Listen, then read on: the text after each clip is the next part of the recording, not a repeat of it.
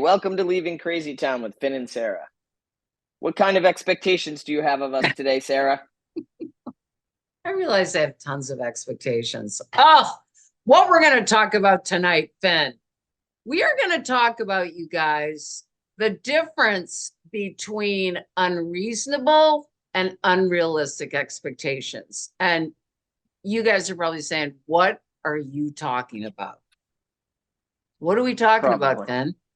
Well, what we're talking about is expectations. Expectations. I sometimes have, when an expectation is unrealistic, I then start to think, well, maybe I'm being unreasonable. But I think we're going to pull that apart tonight and talk about how that's not necessarily the case. We're going to pull that apart. So the distinction is it unreasonable to think someone should behave in a certain way, like your mother should be nice to you, or your husband should do the dishes, or whatever? God, I'm so stereotypical. Anyways, so you know what I'm saying. Is it unreasonable to have those feelings? No, absolutely not. But is it unrealistic to expect a person to behave in a way that they're not behaving, or they don't typically behave? So when we had, that saying, an unrealistic expectation is a resentment waiting to happen. So when we have an expectation of someone behaving different than how they're behaving, and they don't behave that way, it affects us. So that's why we're breaking this up a little bit and unpacking it. I hate that word, but we're unpacking. Yeah. So sometimes with some like minor stuff, I hear people getting upset. My husband didn't do this, or my wife didn't do that. My first question to my friends when that comes up is, did you ask them?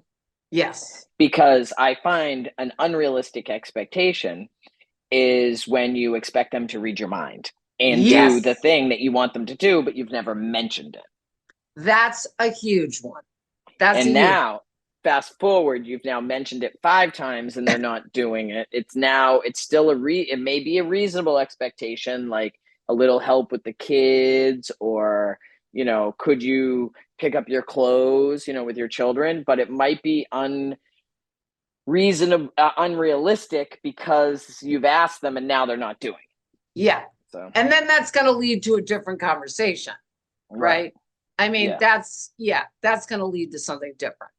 I mean, I'm going to give you a few examples kind of from my own life. Is my 22-year-old, I think I've mentioned this, bought a motorcycle.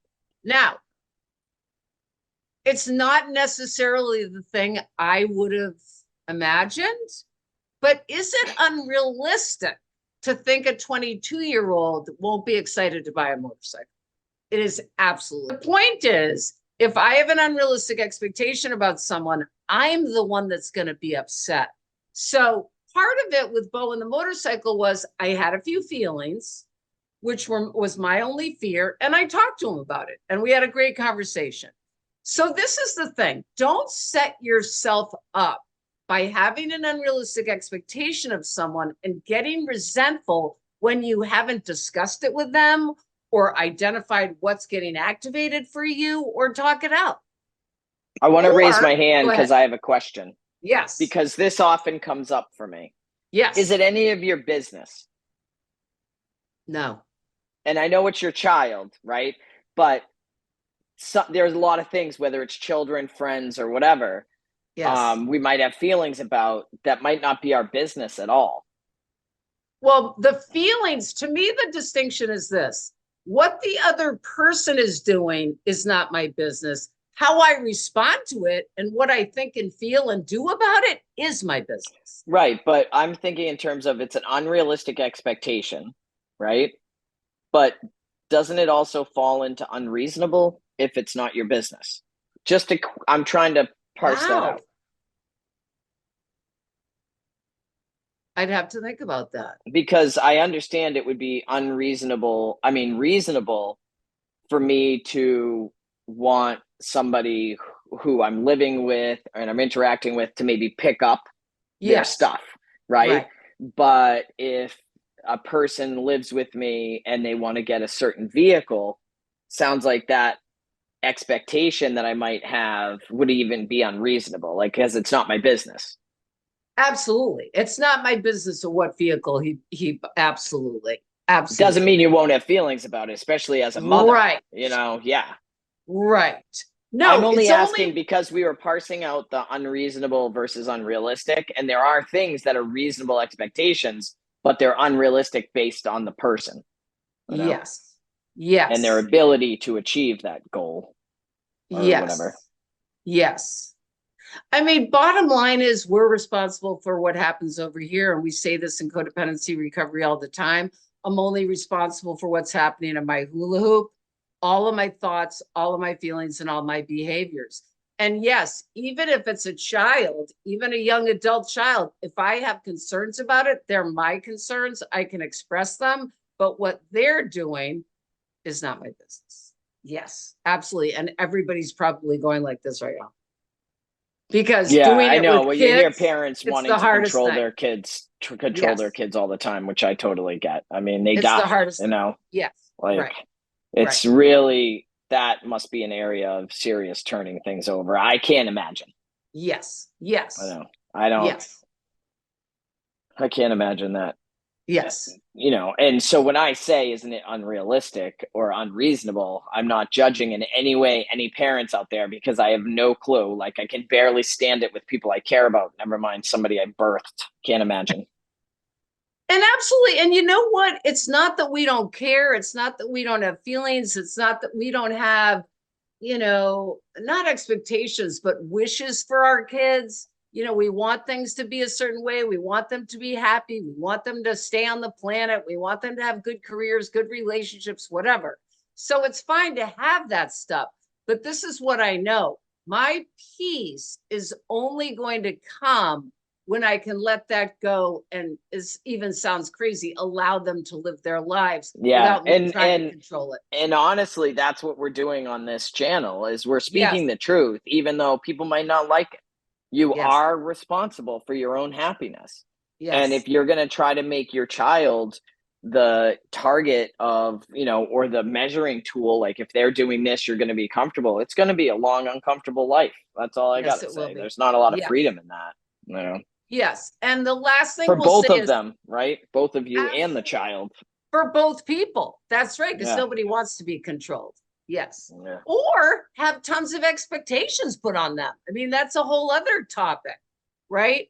Putting your own, as a parent, expectations on your kid is a whole other topic.